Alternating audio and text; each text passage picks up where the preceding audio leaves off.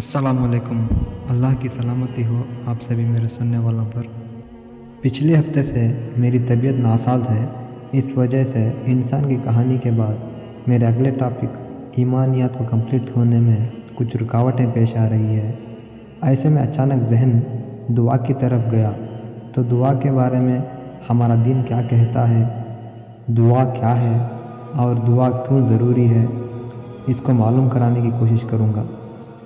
اس video میں ہم ایک عبادت کے بارے میں جانیں گے جو کہ بہت سادی سی اور معمولی لگتی ہے، لیکن اگر غور کیا جائے تو یہ ایک بیحد ضروری، بہت بڑی اور ایک عظیم عبادت ہے۔ یہ عبادت دعا ہے۔ حقیقت میں دعا ہم میں سے ہر ایک کی ضرورت ہے۔ ہم سب عاجز انسان ہیں، ہم سب کو بہت سے چیزوں کی ضرورت پیش آتی ہے۔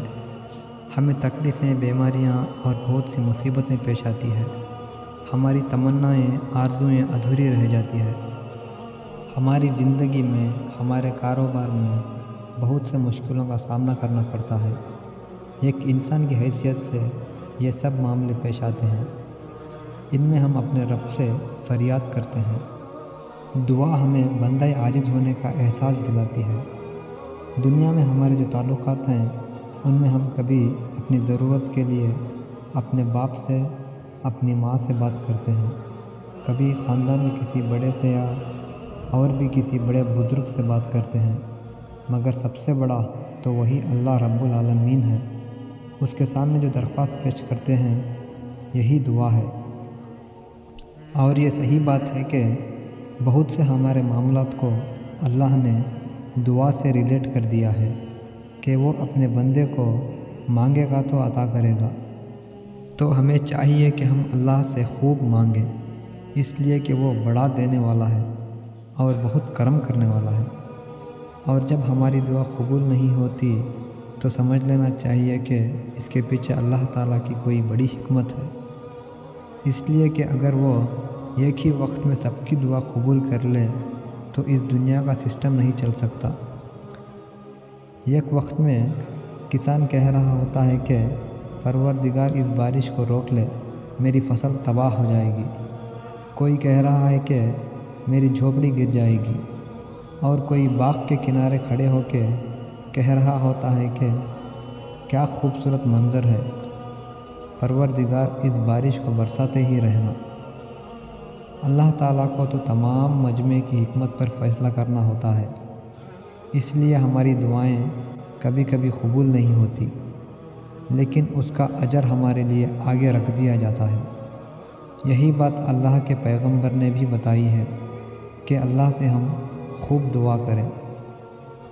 ہمارے نبی محمد صلی اللہ علیہ وسلم نے ہمیں دعا مانگنے کا یہ طریقہ بتایا ہے کہ ہم دعا میں سب سے پہلے اللہ کی تعریف کریں، اس کی بڑائی، اس کی شان اور اس کی کبریائی بیان کریں، پھر آپ صلی اللہ علیہ وسلم پر درود و سلام پیش کریں، پھر اپنی حاجتیں، اپنی ضرورتیں پوری عاجزی کے ساتھ اس مالک کائنات کے سامنے پیش کریں۔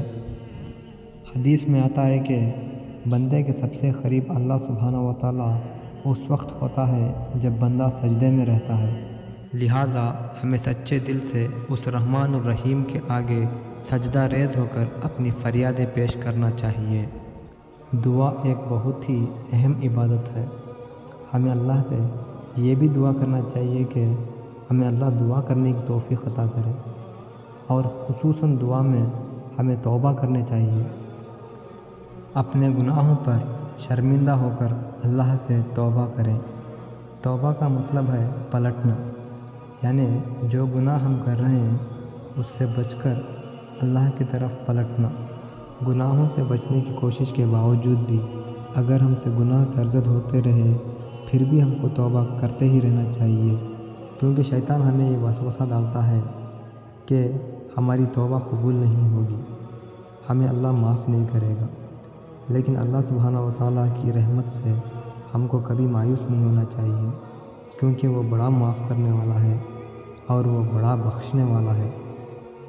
تھوڑے دانشمند اسلامک اسکالرز یہ فرماتے ہیں کہ مشکلات اور تکلیفوں میں نماز میں دعا کریں، یعنی نماز میں جو سورہ فاتحہ اور دوسرے سورے जो हम पढ़ते हैं और जो तकबीरात जैसे अल्लाह अकबर, समी अल्लाहु लिमन हामिदा और सलाम है, इसको अरबी में ही पढ़ना ज़रूरी है। बाकी हम जिस भी ज़ुबान में चाहे पढ़ सकते हैं, क्योंकि इसके अलावा हम जो भी पढ़ते हैं सुबहान रब्बियल अज़ीम, सुबहान रब्बियल आला, अत्तहियात, दरूद, इनका अगर तर्जुमा हम जान लें तो पता चलेगा कि यह सब दुआ ही है। आपका इस पर इत्तफ़ाक़ है, इसे अग्री करें तो अमल करें या हस्बे मामूल नमाज के बाद ही दुआ करें। अल्लाह सुब्हानहू व तआला हम तमाम के गुनाहों को माफ़ करें और जितने भी ईमान की हालत में फ़ौत हुए हैं उन सब के गुनाहों को माफ़ करें। अस्सलामु अलैकुम।